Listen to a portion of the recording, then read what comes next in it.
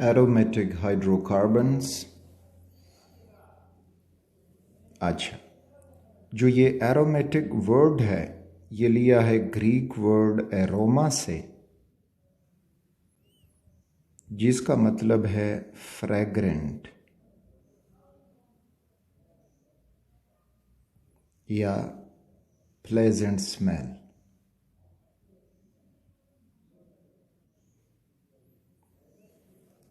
ये इसलिए कि जो पहले एरोमेटिक कंपाउंड डिस्कवर्ड हुए तो वो खुशबू दिया करते थे, तो इस वजह से इनको एरोमेटिक कहा गया।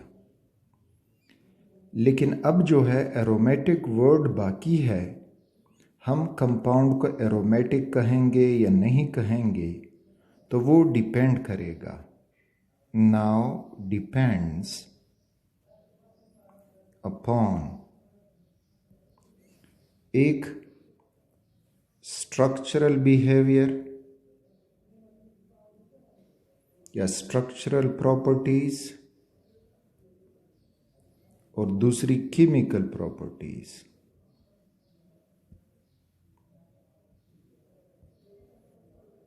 तो इन स्ट्रक्चर और केमिकल प्रॉपर्टीज को सामने लाया गया। अगर इस किस्म के प्रॉपर्टीज किसी कंपाउंड में पाए जाते होंगे तो वो एरोमेटिक होगा, नहीं पाए जाते तो वो एरोमेटिक नहीं होगा, चाहे वो खुशबू दे या खुशबू ना दे। तो अब ये स्ट्रक्चरल और केमिकल प्रॉपर्टीज, इसको नाम दिया गया है aromaticity.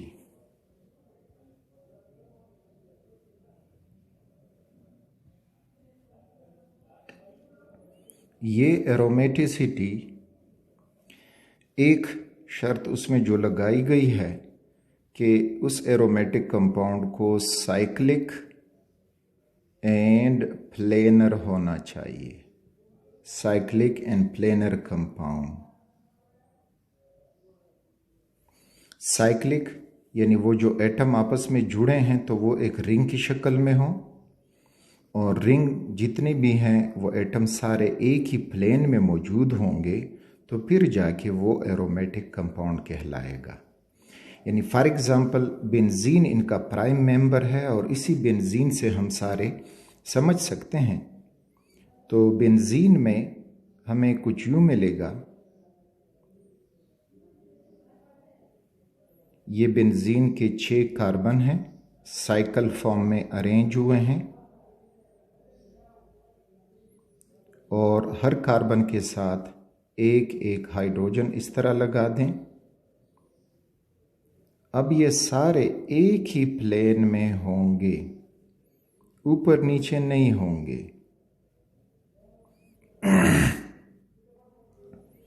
So this is planar. चूंकि ये 3 डायमेंशनल होता है तो इस तरह पेपर के ऊपर हम इसको ड्रॉ नहीं कर सकते, लेकिन इन सब को एक ही प्लेन में होना चाहिए। सो दिस प्रॉपर्टी है कि साइक्लिक एंड प्लेनर कंपाउंड। दूसरी प्रॉपर्टी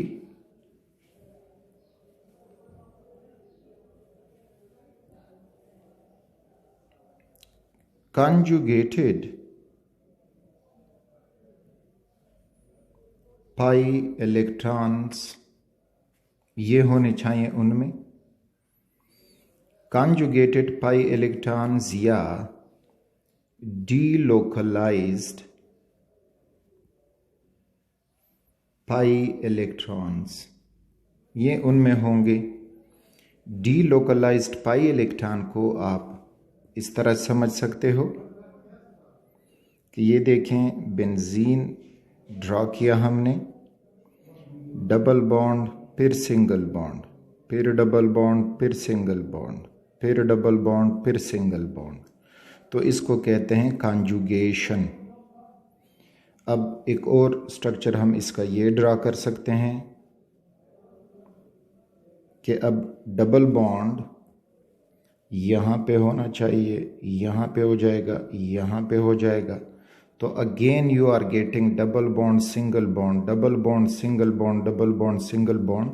तो ये कॉन्जुगेशन उनमें होनी चाहिए।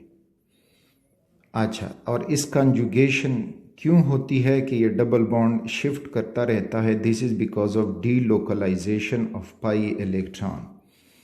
डीलोकलाइजेशन, डीलोकल के electrons attracted by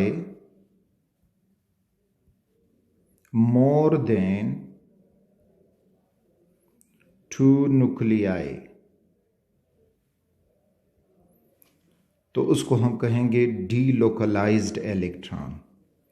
localised electron जो 2 न्यूक्लियाई के दरमियान में ही जुड़े हुए हों, उनसे इधर उधर नहीं जा सकते, वो लोकलाइज्ड। और डीलोकलाइज्ड जो 2 से ज़्यादा न्यूक्लियाई अट्रैक्ट कर सकते हों। अब यहाँ पे एक पॉइंट ये समझ लें कि फॉर एग्जांपल आपको दिया गया है this structure,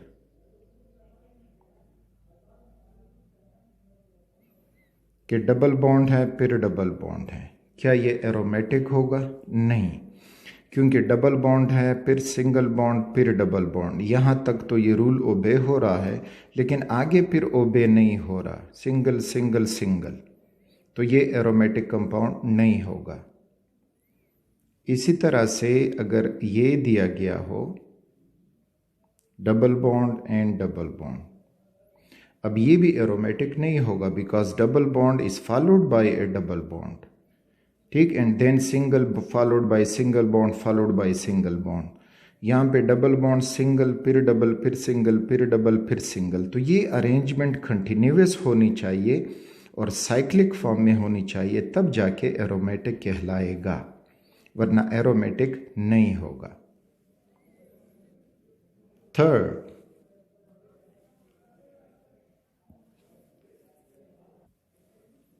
highly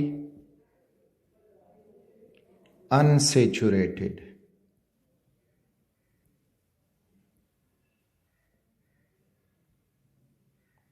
unsaturated compound.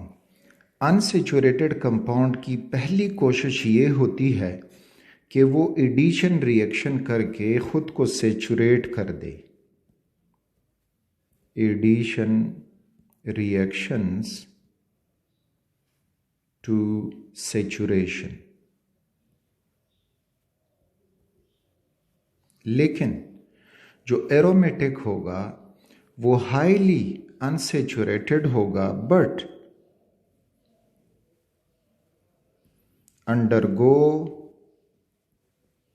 undergoes electrophilic substitution reactions.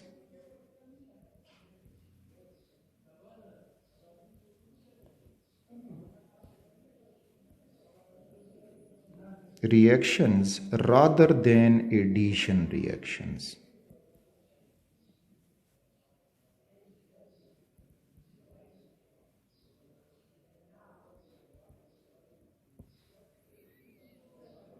जो एरोमेटिक कंपाउंड होंगे हाईली अनसेचुरेटेड होंगे, लेकिन उनकी कोशिश होगी कि हम अनसेचुरेटेड ही रहें और इलेक्ट्रोफिलिक सब्स्टिट्यूशन रिएक्शन करें, एडिशन रिएक्शन ना करें। एक एग्जाम्पल से समझ लें। फॉर एग्जाम्पल ये एक साइक्लोहेक्सीन है, यहाँ पे हाइड्रोजन हाइड्रोजन हाइड्रोजन और यहाँ पे 2 हाइड्रोजन, इसके साथ भी 2 हाइड्रोजन हैं, और यहाँ पर भी 2 हाइड्रोजन, 2 हाइड्रोजन एंड 2 हाइड्रोजन। इसका रिएक्शन अब अगर हम क्लोरीन से करें, Cl2, तो ये जो प्रोडक्ट बना के देगा, तो प्रोडक्ट ये होगा कि ये डबल बॉन्ड टूट के क्लोरीन इधर ही ऐड हो जाएगा, बाकी उसी तरह ये हाइड्रोजन होंगे, इधर वो 2 हाइड्रोजन CH2 बस लिखता हूँ, CH2 CH2 CH2 और इधर ये H। तो इस साइक्लोहेक्सीन ने एडिशन रिएक्शन किया, डबल बॉन्ड टूट के सिग्मा बॉन्ड सिंगल बॉन्ड बन गया है। लेकिन अगर हम बेंजीन की क्लोरीनेशन करें, ये हुआ बेंजीन,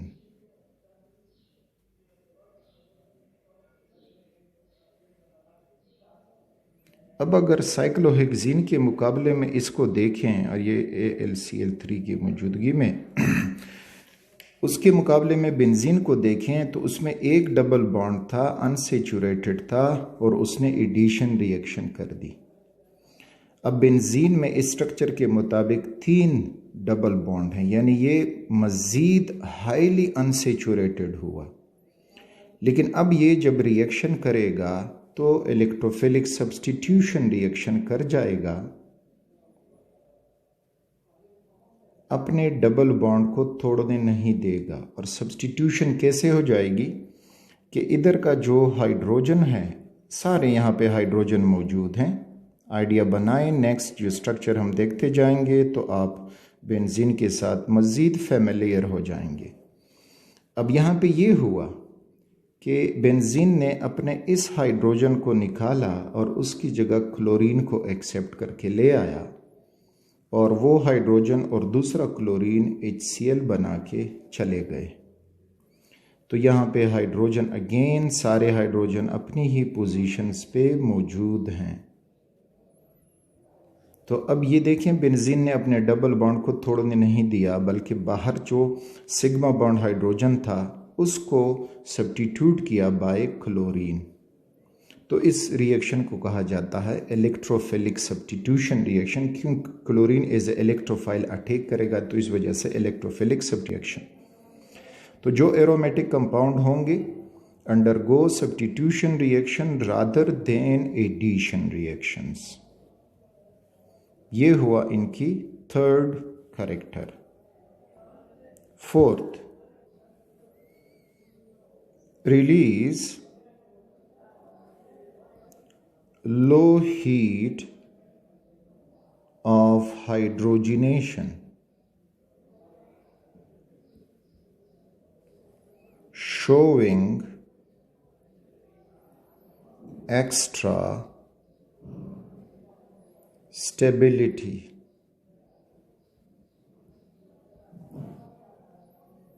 एक्स्ट्रा स्टेबिलिटी शो करते हैं। कैसे? यहाँ पे देखें, अगर हम ये साइक्लोहेक्सीन ले लें again,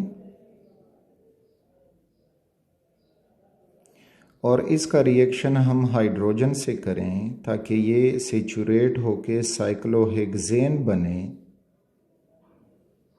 in the presence of nickel is a catalyst.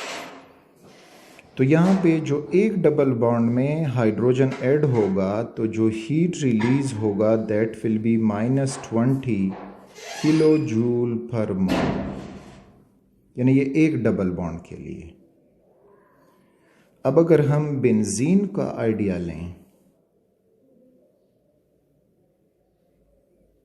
तो बेंजीन में जो है ये 3 डबल बॉन्ड शो हुए हैं, तो इनमें अब 3 हाइड्रोजन ऐड होंगे इन द प्रेजेंस ऑफ प्लैटिनियम या निकल एज ए कैटलिस्ट, ताकि ये साइक्लोहेक्सेन बन जाए। और हीट जो हम एक्सपेक्ट कर रहे थे तो वो ये कि इसको हम 3 से मल्टीप्लाई कर दें, यानी जो ऊपर वैल्यू है 120 की वो एक डबल बॉन्ड के लिए, तो जब 3 डबल बॉन्ड हो जाएंगे तो 12×3 = 36 -360 किलो जूल पर मोल, इतना हीट रिलीज होना चाहिए। लेकिन प्रैक्टिकली बेंजीन रिलीज कर देता है 208 किलो जूल पर मोल। तो अब जो चीज़ ज़्यादा हीट रिलीज करेगा, मोर हीट, तो वो था अनस्टेबल, और जो लेस हीट रिलीज करेगा तो वो था स्टेबल। तो अब बेंजीन बीइंग अनसेचुरेटेड, उसको चाहिए कि 360 किलो जूल हीट रिलीज कर जाता, लेकिन वो 208 किलो जूल यानी कम हीट रिलीज कर रहा है। जब कम हीट रिलीज कर रहा है मीन्स कि बेंजीन शो या aromatic compound show extra stability. तो ये एक 4th प्रॉपर्टी हुई। 5वीं प्रॉपर्टी कोर्स में नहीं है, जस्ट बस आइडिया देता हूं। ओबे हुकल्स रूल।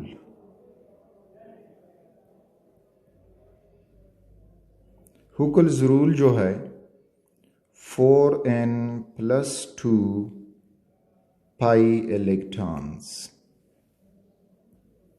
4n + 2 पाई इलेक्ट्रॉन्स, इसको हम जब सॉल्व करेंगे तो इस तरह से कि 4n होगा +2 और इजिकल टू उस रिंग में कितने पाई इलेक्ट्रॉन्स हैं। फिर n के लिए हम इसको सॉल्व करेंगे तो अगर इफ़ n जो है एक इंटीजर आता है 0, 1, 2, 3 एंड सो ऑन, तो वो कंपाउंड होगा एरोमेटिक। अगर इनमें से इनकी वैल्यू नहीं आती, पॉइंट वगैरह में आ जाता है, तो वो होगा नॉट एरोमेटिक। तो अब देखिए बेंजीन के ऊपर इसको अगर हम अप्लाई करें तो ये अगेन बेंजीन है,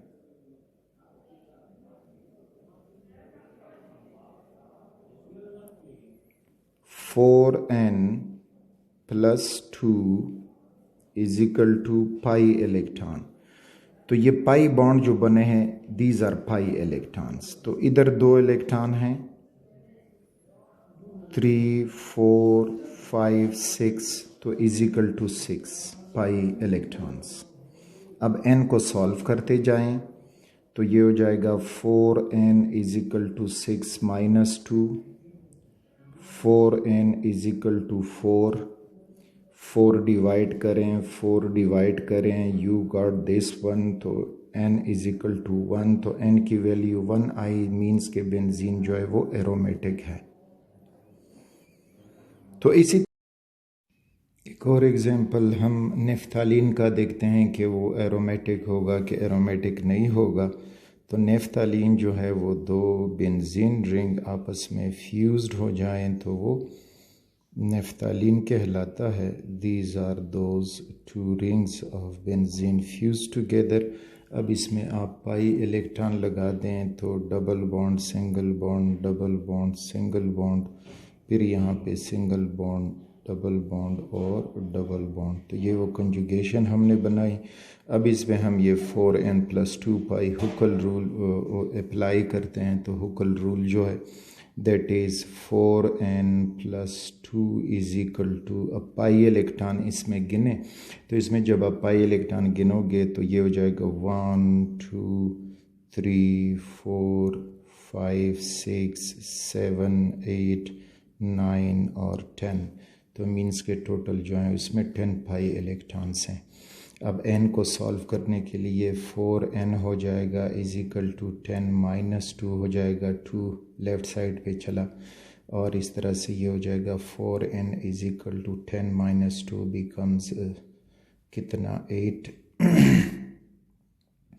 तो इट बिकम्स 8 और इस तरह से 4 पे डिवाइड करें, 4 पे डिवाइड करें, ये कैंसिल हो जाएगा, 4 एकम 4, 4 दूने 8, तो 2 is the answer. So mean के ये एरोमेटिक है क्योंकि n की वैल्यू 0, 1, 2, 3 होनी चाहिए। तो इस तरह से अगर हम देख लेंगे कि अगर ये पाई इलेक्ट्रॉन किसी भी एटम में डीलोकलाइज्ड पाए जाते हों तो वो होगा एरोमेटिक कंपाउंड। यानी आप इधर से बस गिन लें कि अगर ये इलेक्ट्रॉन है तो वो एरोमेटिक होगा, या फिर इस रूल से उसको आपने सॉल्व करना है और इनकी वैल्यू देखनी है कि वो एरोमेटिक है कि एरोमेटिक नहीं है। तो ये इलेक्ट्रॉन अगर 2 हों तो एरोमेटिक होगा, 6 हैं तो एरोमेटिक होगा, 10 होंगे तो एरोमेटिक होगा और 14 होंगे तो एरोमेटिक होगा।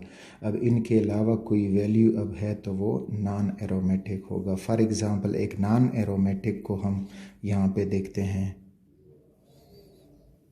तो फॉर एग्ज़ाम्पल हम एग्ज़ाम्पल लेते हैं इसका, साइक्लोपेंटाडाइन ये हो गए हैं और इधर ये और ये।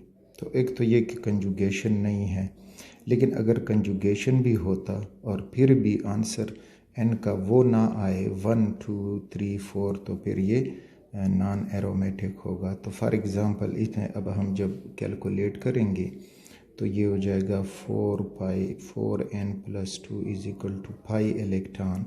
तो इसमें अब 1 2 3 4 पाई इलेक्ट्रॉन्स हैं। अब n को सॉल्व करने के लिए हमें मिलेगा कि ये हो जाएगा 4n is equal to 4 - 2, 4n is equal to 2 divided by 4 तो ये ख़त्म हुआ।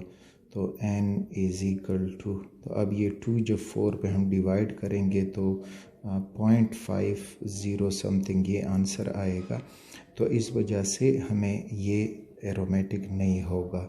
और जिसमें 4 जो पाई इलेक्ट्रॉन 4 होंगे तो वो एरोमेटिक नहीं होगा। पाई इलेक्ट्रॉन का होना चाहिए 2 6 10 या 14, फिर जाके वो एरोमेटिक होगा। या n की वैल्यू आनी चाहिए 1 0 1 2 3, तो फिर वो एरोमेटिक होगा। तो ये था एरोमेटिक कैरेक्टर को समझना।